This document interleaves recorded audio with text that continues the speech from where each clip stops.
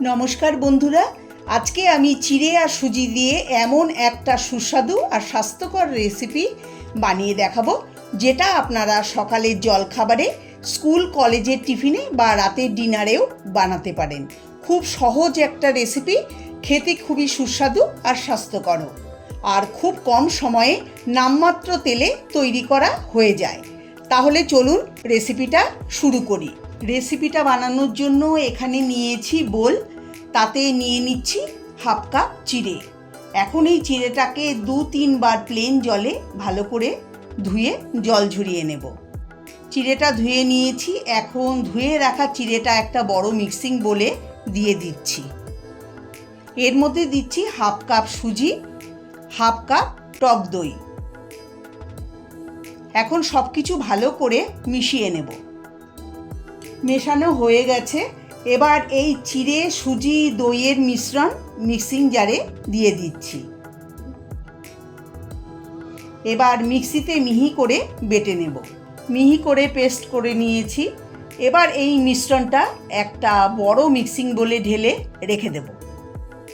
Pan বসিয়ে ছোট 1 চামচ তেল গরম করে নেব। আমি এখানে সাদা তেল ব্যবহার করছি।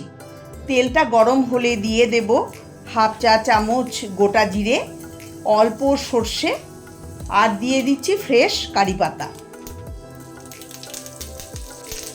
একটু নেড়ে চেড়ে ভেজে নেব। এরপর দিয়ে দেব পেঁয়াজ কুচি। একটা মিডিয়াম সাইজের পেঁয়াজ মিহি করে কোচানো। 1-2 মিনিট পেঁয়াজটাকে মিডিয়াম ফ্লেমে ভেজে নেব। পেঁয়াজটা একটু ভাজা ভাজা হলে এর মধ্যে দিয়ে দেব ছোট 1 চা চামচ গ্রেট করা আদা। আদাটাকেও পেঁয়াজের সঙ্গে একটু নেড়ে চেড়ে নেব। এরপর দিয়ে দেব ছোট 1 চা চামচ কাঁচা লঙ্কা কুচি। তার সঙ্গে সব সবজি অ্যাড করব। দিয়ে দেব অল্প গাজর কুচি, অল্প ক্যাপসিকাম কুচি, আর অল্প বিনস কুচি। আপনারা আপনাদের পছন্দ মতো সবজি ব্যবহার করতে পারেন। সব কিছু মিশিয়ে 1-2 মিনিট লো মিডিয়াম ফ্লেমে সবজি ভেজে নেব। আপনারা চাইলে সবজি না ভেজেও এটা করতে পারেন, কিন্তু সবজি একটু ভেজে নিলে খেতে খুবই টেস্টি হবে। সবজি ভাজার সময় সামান্য হলুদ আর সামান্য পরিমাণে লবণ দিয়ে সবজি ভেজে নেব। এতে দেখতে সুন্দর হবে আর খেতেও সুস্বাদু হবে। ভাজা হয়ে গেলে গ্যাসের ফ্লেম বন্ধ করে এটাকে নামিয়ে যে বাটিতে চিড়ে সুজি দইয়ের মিশ্রণ রেখেছি ওই বাটিতে ঢেলে নিচ্ছি। এর সঙ্গে দিয়ে দেব স্বাদ মতো লবণ, 1 মুঠো ধনেপাতা কুচি। প্রথমে চামচ দিয়ে সব কিছু মিশিয়ে নেব। মেশানো হলে দিয়ে দেবো 1 চিমটে বেকিং সোডা আর চিনি 1/4 চা চামচ। যেহেতু টক দই দিয়েছি, টেস্টটাকে ব্যালেন্স করার জন্য দিচ্ছি। আপনারা চিনি পছন্দ না করলে স্কিপ করতে পারেন। আবারও সব কিছু ভালো করে মিশিয়ে নেব।